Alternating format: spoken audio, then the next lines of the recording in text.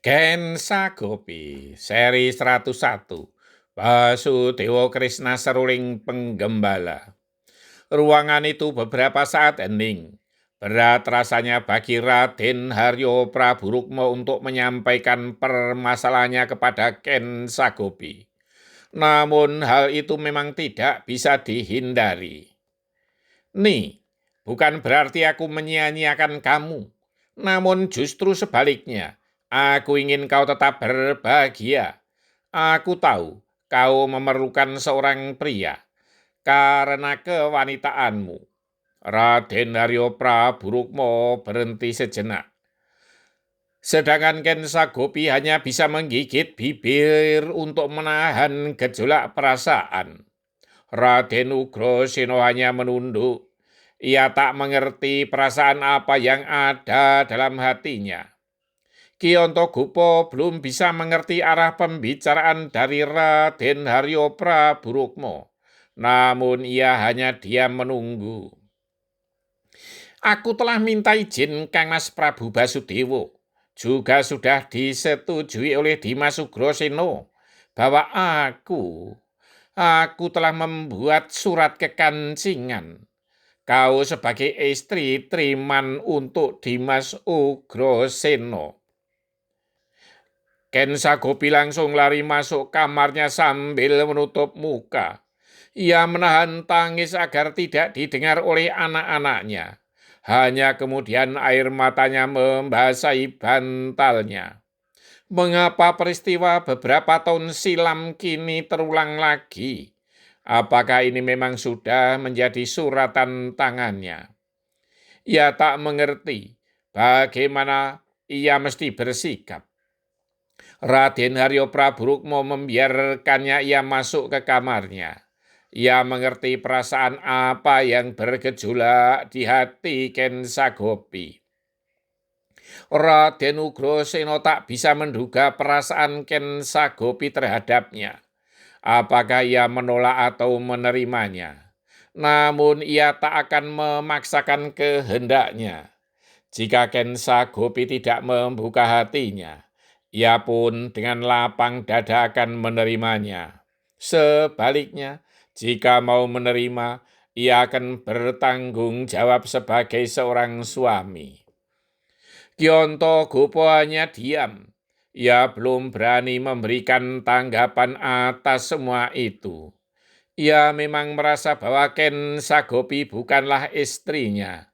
Karena ia memang mengakui tak akan bisa memenuhi kewajiban sebagai seorang suami, seorang pria terhadap seorang wanita. Ia hanya sebagai saksi atas semuanya itu. Pembicaraan mereka bertiga menjadi canggung. Akhirnya Ki Ontogopo mempersilahkan kedua tamunya untuk beristirahat.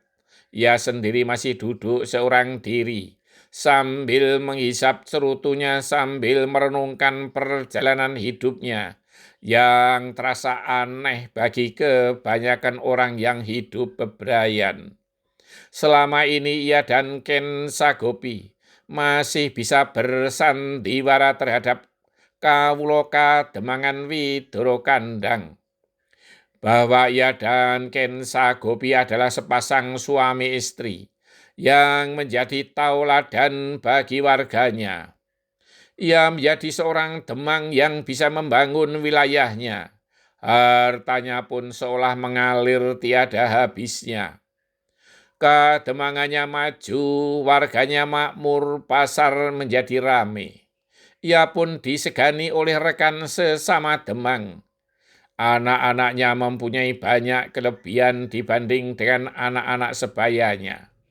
Walau sejatinya mereka adalah anak-anak titipan, bukan anak kandungnya. Sampai larut malam anak-anak Kensa Gopi masih bersenda gurau.